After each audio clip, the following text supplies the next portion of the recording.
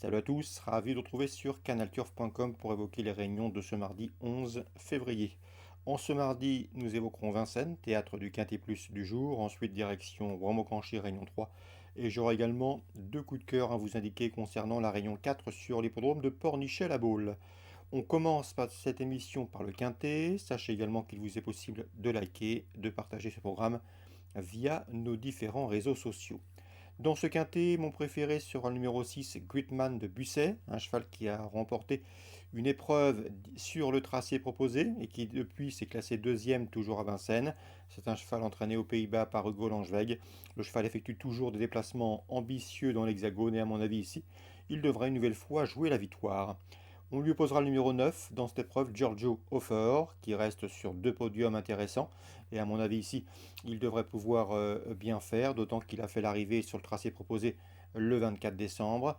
On retiendra également le numéro 11, Gourou, qui a beaucoup mieux couru que ne l'indique sa disqualification enregistrée le 12 décembre. Il convient de le racheter. Le 3, Gregory Boy, vient de prouver sa forme au trot monté.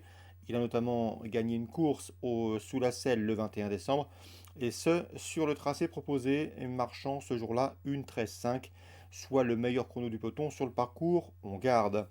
Le 1, c'est Gregorio, c'est bien ça. Un cheval qui est le moins riche du lot, mais certainement pas le moins doué. Il est en forme, il vient de s'imposer plaisamment à Pontchâteau. Et auparavant, il n'avait pas vraiment terminé loin de notre favori, Gritman de Busset. C'est un sérieux candidat aux accessites. Le 7, Gino Viva, est un cheval qui a somme toute assez peu couru, seulement 22 courses au compteur, mais déjà 11 podiums, dont 7 succès. Il effectuait une course de rentrée en dernier lieu, à mon avis, il va courir en amélioration. Le numéro 10, c'est Georges Laventure, qui avait été vu au départ d'une course à réclamer au mois de mai, mais qui depuis a bien progressé. Le cheval reste sur deux places d'honneur en pareille société à Vincennes. C'est également un postulant sérieux pour les accessites, tout comme le numéro 4, Guerrier Castelet. Lui, c'est un petit peu l'X de la course. En valeur pure, il n'a rien envié à ses rivaux du jour, mais sa musique parle pour lui. Lors de ses 9 derniers parcours, il a enregistré 8 disqualifications. Bref, ce sera une affaire de sagesse, il n'est pas à conseiller à cardiaque, mais je vous invite à le glisser dans vos différents champs réduits. On résume tout ça en chiffres. 6, 9, 11, 3, devant le 1, le 7, le 10 et le 4, je répète. 6, 9, 11, 3, As, 7, 10 et 4. Suite du programme, la troisième. J'aime beaucoup le 303 Gigelita, présenté par Jean-Michel Bazir. C'est vrai qu'elle reste sur plusieurs échecs, mais elle a toujours montré un brin de qualité, suffisamment en tout cas, pour jouer la victoire ici. Elle en a le potentiel. Le 303 Gigelita à racheter. On peut lui opposer le 302, c'est Jigger Pride, bien né, pouliche de qualité. Elle a couru une fois autostart, elle a gagné, on garde. Attention également au numéro 6, c'est Jaffa Duril. J'ai pu converser avec l'entraîneur Fabrice Lindrec, il l'aime beaucoup. D'après lui, c'est une pouliche d'avenir, une pouliche peu précoce, qui a besoin de prendre de la force pour être mieux dans ses allures. Elle progresse constamment, elle a du fond, elle a de la dureté. Et à mon avis, ici, une place sur le podium peut lui revenir, et ce à belle cote. 303, 302, 306. Dans la suivante, je pense que deux chevaux se détachent. Le 3 Fulton, qui a la pointure dans l'autre genre mais qui n'est pas toujours très sage. S'il est discipliné, il va jouer la victoire. Et surtout le 3 Go for the Gold, un cheval qui se plaît autre montée. Il a couru 8 fois sous la selle, résultat 6 succès. Il a déjà gagné à Vincennes. C'est une première chance. 405, 403. Dans la septième, je pense que le 705 Febson va gagner, adieu aux amateurs de jeu simple. C'est un cheval très dur à l'effort. Il a couru 10 fois l'an dernier, résultat 7 succès, des succès acquis à la manière des chevaux durs, de la tête et du poitrail, devant, dur et méchant comme on dit. Le cheval est bien engagé au premier poteau à mon avis. Il faudra être fort pour aller le chercher, le 705 Febson, un cheval en retard de gain. Dans la huitième, le 801 Elliott de KO, qui reste sur 3 succès, devrait confirmer, au dire de Stéphane Prioul, lequel m'a assuré de la bonne forme de son cheval. Le cheval est performant sur cette distance et surtout, il est très efficace depuis qu'il évolue déféré. C'est ce qui l'a un petit peu transcendé. Le 801 Elliott de KO, première chance, une nouvelle fois, un cheval qui possède une belle vitesse de base. L'opposition, elle sera emmenée par le numéro 5, à savoir Houston Pagello, et par le numéro 8 également Happy de la Côte, cheval estimé. Ces deux-là ont terminé sur le podium d'une épreuve de même facture le 17 décembre. Donc 801, 808, 805 pour la huitième pour d'éventuels couplets. On passe maintenant à Rouen-Mocanchi, réunion 3. Dans cette réunion, dans la première, j'aime beaucoup deux trotteurs. Le 13 est Benito Dorsi, confirmé et efficace en pareille société, celle des courses pour drivers amateurs. Et le numéro 6 également, First de Rougemont.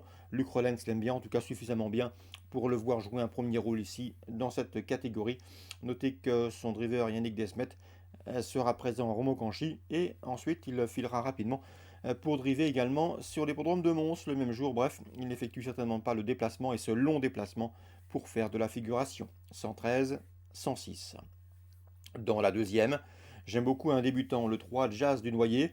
Le cheval a eu l'occasion de venir travailler jeudi dernier avant le début de la réunion à Vincennes, donnant satisfaction. C'est un poulain inédit, bien né, bien qualifié. Je pense qu'il peut s'illustrer d'entrée de jeu. Dans ses courses avec ses jeunes trotteurs, il est difficile de situer avec précision l'opposition, mais vu ce qu'il a montré jeudi dernier avant les courses, et vu son exercice, ce protégé de la famille Bijon me semble en mesure de frapper fort d'entrée de jeu. C'est le 203, Jazz du Noyer, je vous le répète, il a travaillé jeudi dernier à Vincennes avant les courses. Dans la huitième, on fera attention à un visiteur, un cheval qui va débuter dans l'Hexagone. C'est le 801 Mister Donald, un cheval entraîné par Björn Group, mais qui porte la casaque de Jean-Pierre Barjon. Sachez que ce cheval a montré de belles capacités en Suède, courant dans des bons lots, affichant de bons chronos. Il a également prouvé sa tenue. À mon avis, s'il n'est pas dérangé par le départ volté, il doit pouvoir s'imposer dans un lot de cette facture, le 801 Mister Donald. Donc pour Rouen-Mocanchi, Réunion 3, je résume, 106, 113, 203 et 801. Concernant Pornichet-la-Baule, Réunion 4, deux coups de cœur, je vous les indiquais. Dans la troisième, le 304, Snooze Button, qui a bien gagné sur le tracé proposé le mois dernier, courant décembre. Et le 501, Catch Up Effect, qui m'a bien plu à l'occasion de sa fin de course enregistrée à Chantilly dernièrement. D'autant que ce jour-là, le cheval n'a pas bénéficié d'un bon parcours étant contraint de progresser le nez au vent. Ici, avec un meilleur scénario de course et avec quelques progrès, il ne surprendrait nullement en s'imposant dans ce cinquième rendez-vous à Pornichet. Donc le 304 Snooze Button et le 501 Catch-Up Effect, mes deux préférés pour ce programme du mardi 11 janvier à Pornichet. Voilà pour les différentes infos qu'on pouvait vous transmettre pour ces différentes réunions. Très bon jeu à tous, bonne journée, n'oubliez pas de liker et partager ce programme. Nous on se retrouve demain désormais pour une nouvelle émission.